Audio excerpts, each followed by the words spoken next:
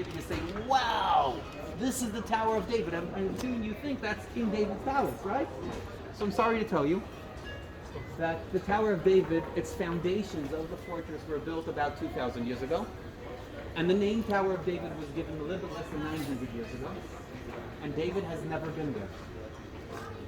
And there's also a place in Jerusalem called the King David Hotel. David has never been there, but he's supposed to get admitted for free.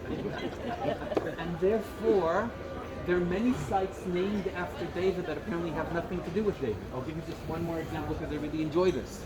David has never visited David's tomb. For sure. Especially because I don't think it's there, but mainly because you can't visit a place that doesn't exist yet. So all these sites that are named after David don't have to do anything with David. So imagine researchers arriving here in the 19th century with that in mind, and they never even think of this place. The first modern building built on this hill was built in 1873. It's empty. No one lives here. Why even look at it?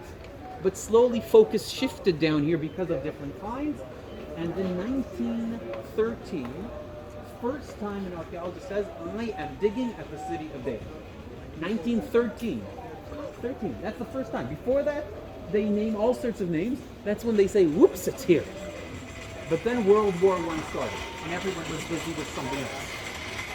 After World War I, the British take over this land, and in 1923, the first open, normal excavation takes place at the top of the city of David. Why at the top?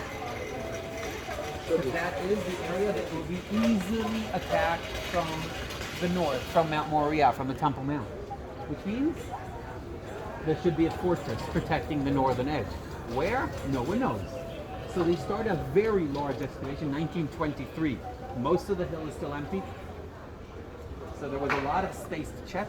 They found all sorts of things. And quickly, I'll explain. I know you've heard this already.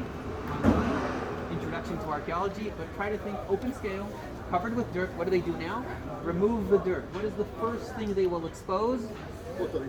The newest layer. Why the newest layer? Because it's up on top. Removing that, I'll call that layer number 1. I will find the next layer. We'll call it number 2. Removing that, they find 3 and 4 and 5 and so on. The deeper down you go, the more ancient they find. What did they really discover in 1923? Not much. Little ruins of several structures, nothing big, nothing impressive, definitely no fortress. At the end of the 1920s excavation, what they do is the simple thing. They take all the dirt and rock that were thrown out and dump it all back in. Why do they dump it all back in? For 2 reasons. One, McAllister, that was in charge of this excavation, that's how he worked. Since more than 20 years earlier, that's how he worked. He finished the excavation, he covered it up again. Why? Because in the beginning of the 20th century, when he worked under the Ottoman rule, that was their, they said, do whatever you want, at the end, leave it flat. So he opened it up and then threw everything back in. The second reason he did that is that he said, there's nothing interesting to show the public. A few little ruins, nothing really impressive, why leave it open?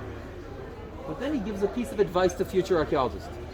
At the top of the hill, there's barely anything left. Why? Imagine a steep slope down to the Kidron Valley, a quite steep slope to the Central Valley. What remains up on top? Barely anything. Almost everything rolls down. So he gives a piece of advice. Ignore the top. Start working down the slopes where hopefully you will find much more. So I'm skipping quickly to the 1960s. Kathleen Kenyon, very famous archaeologist from London, works down the eastern slope, mainly, also the western, but mainly down the eastern slope, discovered residential homes. Further down, fortification walls. The highest houses down the slope were found with blocks of stone that fell on them from above. How can that be? From the top of the hill, things roll down. Now in this pile of blocks of stone, she found one that caught her sight. It was about this size, with a wavy decoration on it. A few feet away, she finds a second stone with a wavy decoration on it. It was just smaller.